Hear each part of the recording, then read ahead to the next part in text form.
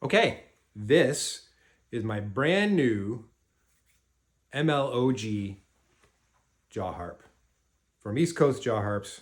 Buddy of mine, Mike Lee, down in Florida. This is a harp that we exchanged a trade, and it just arrived today, and it's perfect for today's lesson. What I'm planning on doing is teaching you some of the techniques that you just heard there. And I don't really know what else to call them other than jaw harp vibrato. It's kind of the, I was originally calling it modulation. In the electrical world, modulation is kind of a oscillating of a waveform. But in music, apparently it's something completely different that I don't really understand because I'm a drummer. And what else can I say? So what I was doing was, we're going to call it vibrato, which again, in music, if you think of somebody singing, it's the wavering of their voice. It really makes it nice. Mariah Carey, of course, is, you know, somebody who's really good at that kind of thing. And in a guitar, when you, bend the string, that kind of stuff. So I showed 3 different techniques of what I'm going to call a jaw harp vibrato. There's that one. There's this one, which I've gone over before, and this one.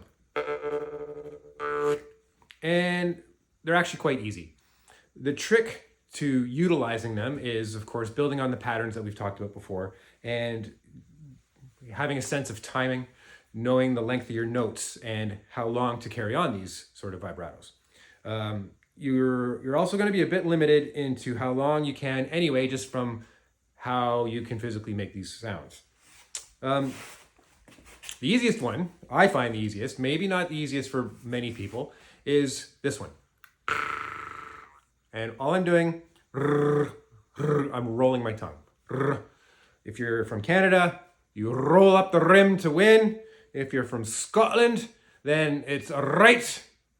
I don't know what I'm going to say, but you're right the way to talk if you're from Scotland, right? Sorry. Anyway, you roll your tongue.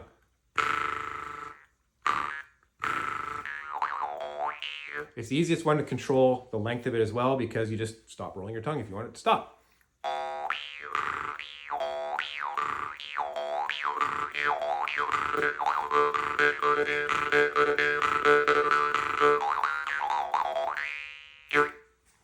The next one is kind of a fluttering of your tongue. And I've touched on this one before in past videos.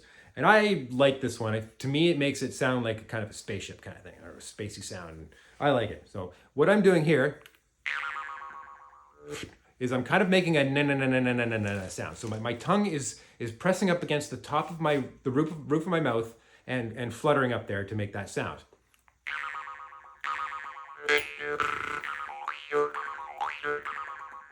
And sometimes it can be a little harder to do the rapid succession and just keep it going. But I find it very useful when you slow it down, you can use it to articulate, 16th notes and quicker notes than your simple quarter and eighth notes.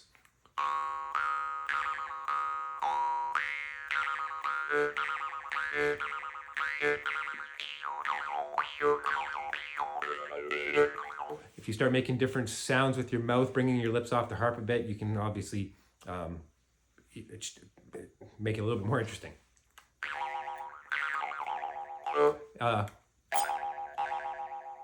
That one, I've got the tongue further back in my mouth and I'm kind of pressing it more against my teeth. So something you can play around with and find different positions in your mouth to try and do that. Now, the third one is probably the hardest to do. And it's I guess what you could call diaphragmatic breathing. So you're using your diaphragm to rapidly push the air through the harp back and forth. And the easiest way to practice this one is to just pretend panting like a dog.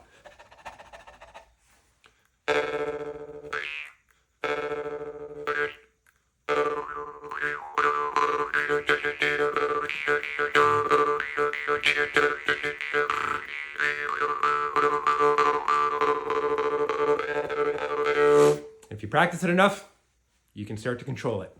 So those are the 3 ways that you can really use to, what I call, add vibrato to your jaw harp playing, which I think really makes various patterns a lot more interesting. So have fun.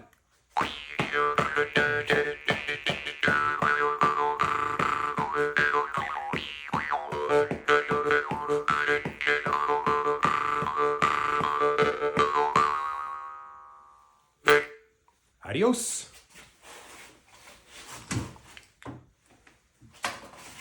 Didn't work. It'll probably look really stupid doing that.